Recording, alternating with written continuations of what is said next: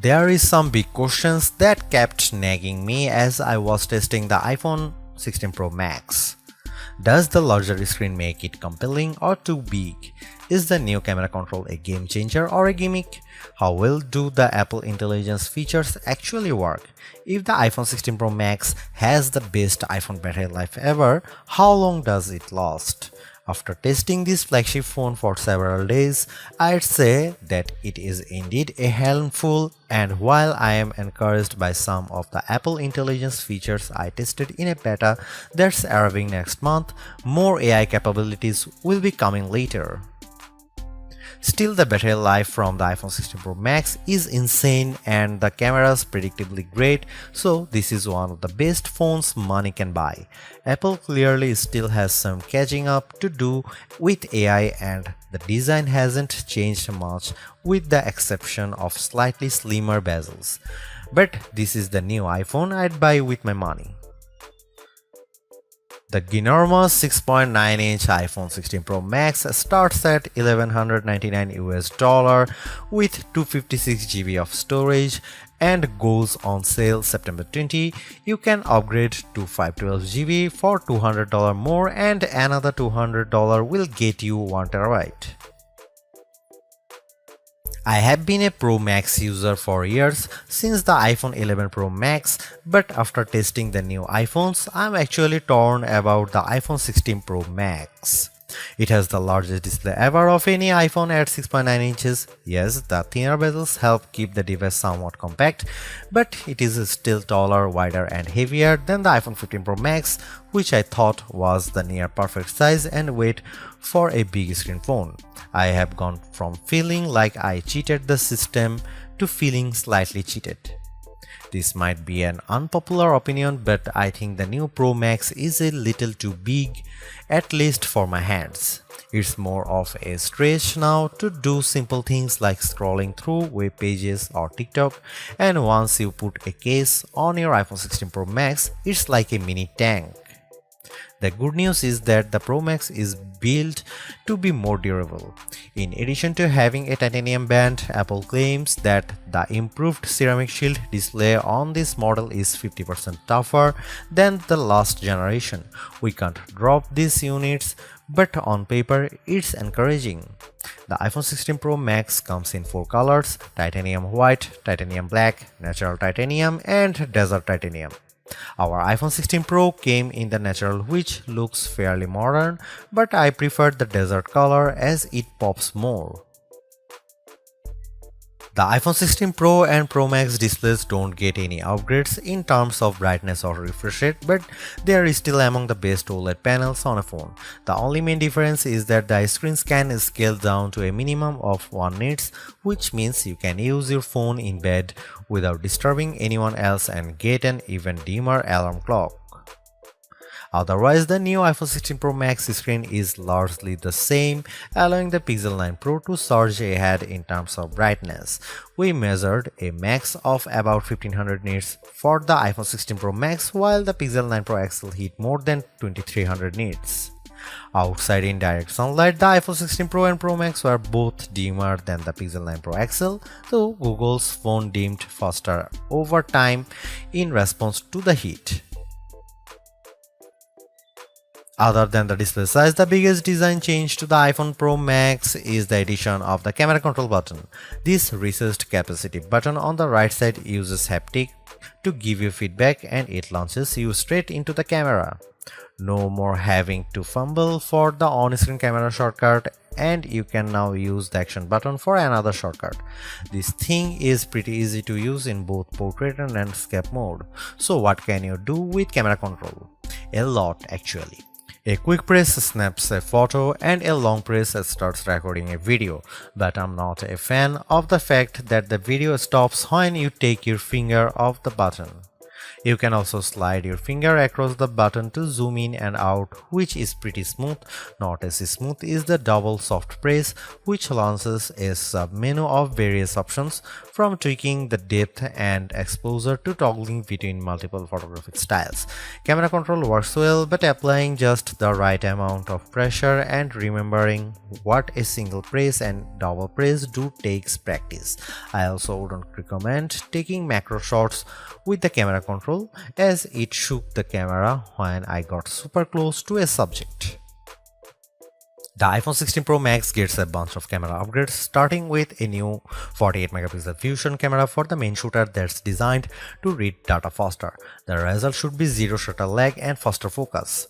I took some shots of people passing by on scooters and moving taxis at the same time on the iPhone 16 Pro Max and iPhone 15 Pro Max, and the new iPhone was indeed faster. The results were not necessarily sharper though, as you can see in this side-by-side comparison. Here are some camera samples of iPhone 16 Pro Max.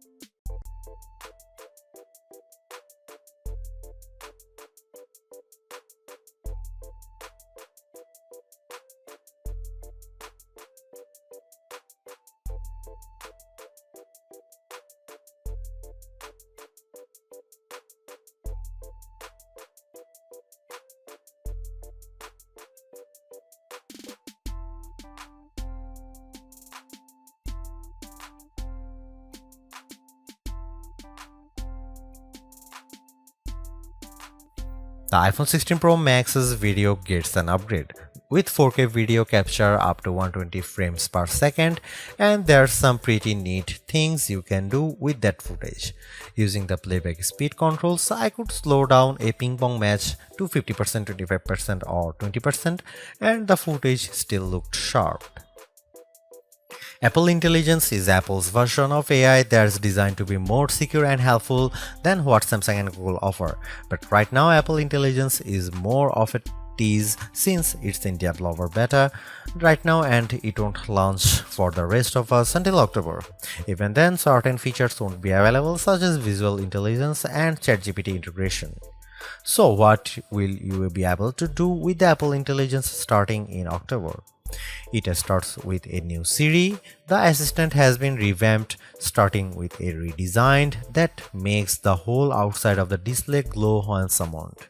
And you can type to Siri. Now you are in a situation where you don't want to use your voice.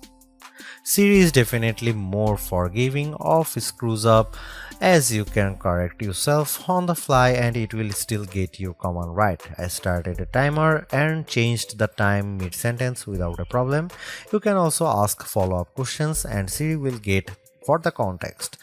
Apple Intelligence also delivers a wide range of writing tools. You can have the iPhone 16 Pro proofread your copy for grammar and word choice, or get help rewriting if you want to go for, say, a more professional tone. For example, I put together a mock email demanding a raise and I got something back that is much more appropriate. You can also have Apple Intelligence summarize long passages of text, as I did with a few notes. I wish you didn't have to select all text first, but I did get a fairly good summary of the key points for my short list of this video. Don't want to look up how-to articles? Siri leverages large language models and Apple support info to give you step-by-step instructions on how to do lots of stuffs on your iPhone, from making screen recordings to scheduling a text. This is a game changer for kids who play the IT person for their parents like me. If you are looking for an Apple Intelligence feature that tugs at the heartstrings, try making a memory movie. Just enter a key phrase as you prompt and specify the mood, and you will see the iPhone 16 Pro Max create a movie out of thin air complete with music. Clean up in the Photos app, a way overdue feature compared to what you will find on the Pixel and Galaxy, but it is still nice to have. You can remove unwanted objects or people in the frame with just a tap. The cleanup feature worked fairly well when I tried to remove a person from a selfie, but you will get the best results if the background isn't too complicated. The iPhone 16 Pro Max features 8GB of RAM and Apple's new A18 Pro chip built on 2nd generation 3nm tech, which blows away the Android competition in CPU performance through not graphics. I was sucked in by the Infinity Nikki game, which was in beta during testing. The open world puzzler has console-like visuals, complete with realistic looking rippling water and smooth animation as you use a special floating dress to jump from one platform to another. On Geekbench, which measures overall performance, the new iPhones are nearly 50% faster than the Galaxy S24 Ultra Snapdragon 8 Gen 3 chip on single core and 15% higher on multi-core performance. The latest Tensor G4 Pixel phones aren't in the same league. The iPhone 16 Pro Max was also twice as fast than the S24 Ultra in our video editing testing using Adobe Premiere Rush, where we time how long it takes to transport a 4K clip to 1080p. The new Pro phones also shave off a few seconds versus the iPhone 15 Pro's time. So what about graphics? The iPhone 16 Pro Max packs a 6-core GPU compared to 5 cores for the regular iPhone 16 series, and Apple claims that it's up to 20% faster than the iPhone 15 Pro's A70 chip. On the 3D Mark Solar Bay graphics test, which has support for ray tracing, the iPhone 16 Pro was 22% faster than the iPhone 15 Pro. However, that's still 18% behind the Galaxy S24 Ultra, which also delivered higher frame rates on the test. There is one other performance test we ran to see if Apple's claims of better sustained performance are legit. The iPhone 16 Pro Max features a new internal design with a graphite-clad aluminum substructure that's supposed to result in 20% better sustained performance.